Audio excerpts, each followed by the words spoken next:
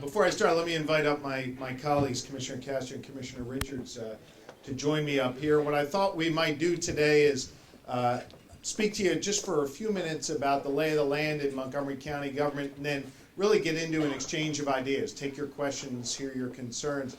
I know he's got to leave because he's got another important meeting, and so before he does, I just want to give a special shout out to Senator Dalen Leach as well.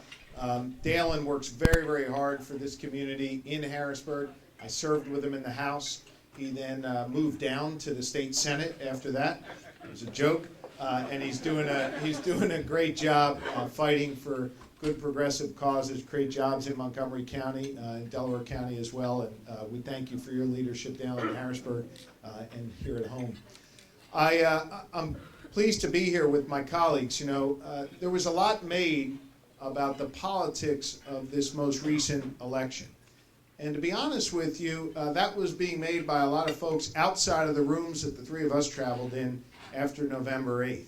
Because the reality is, come November 9th, we all realized that we had to come together, to work together in a bipartisan way, and in a constructive way to tackle the many challenges that face us here in Montgomery County. One of the things that I think all three of us experienced over time was that a lot of folks don't know what a county commissioner does and don't exactly know what's happening in their county government. And in a lot of ways, I think Commissioner Richards and I, who are the new members of the board, didn't realize the full extent of the challenges that we face in county government. And I want to share a few of them with you today and let you know again how we are working together as a three-person board in a bipartisan way to tackle these issues. Well, first and foremost, you got to get your fiscal house in order, whether you're running a company or you're running a government. And in this case, we're running a government that represents 800,000 people, a government with a budget of over $450 million, and a government, quite frankly, that in many ways, due to some of the prior board members, present company excluded, was really ignored when it comes to significant capital costs, when it comes to dealing with our debt, when it comes to dealing with the important role that a budget can play in setting your priorities and setting your agenda. So when we arrived on day one, we inherited more than $100 million of capital costs that we at some point are going to have to bear, and no capital budget, and very little money sitting in the capital fund. We inherited a debt of $400 million, with debt just over $400 million, with a debt service annually of $39.5 million. $39.5 million out of a $450 million budget.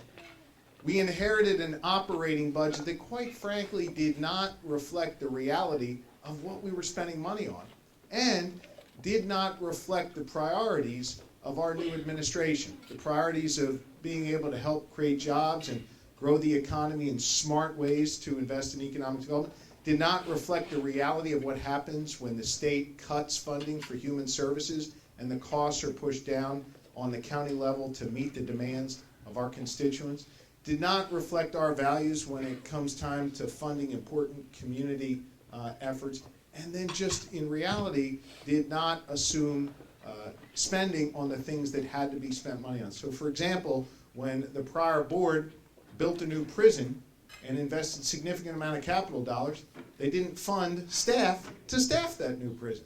I mean, things that if you're running a business, you would scratch your head and say, boy, that's just intellectually dishonest when it comes time to addressing that.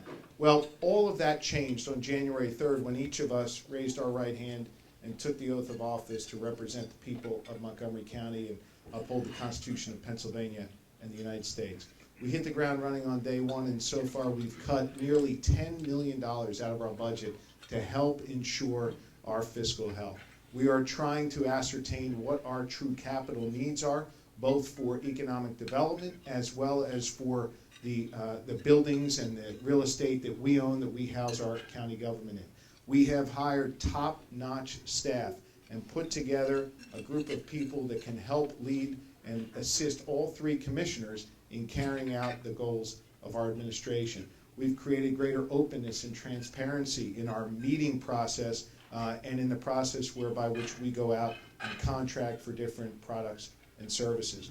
We're addressing ordinances that have been on the books for a period of time that, quite frankly, don't work in the public's interest, but we're working in the interests of the special interests, and instead we're working to change that and come forth with a new way of approaching contracting and approaching other businesses like yours to help, to have you help us lead the county in a new direction. And we've only been in office for 60 or so days. And we're doing so, as I said at the top, in a bipartisan way, in a constructive way, and quite frankly, in a way that government ought to work.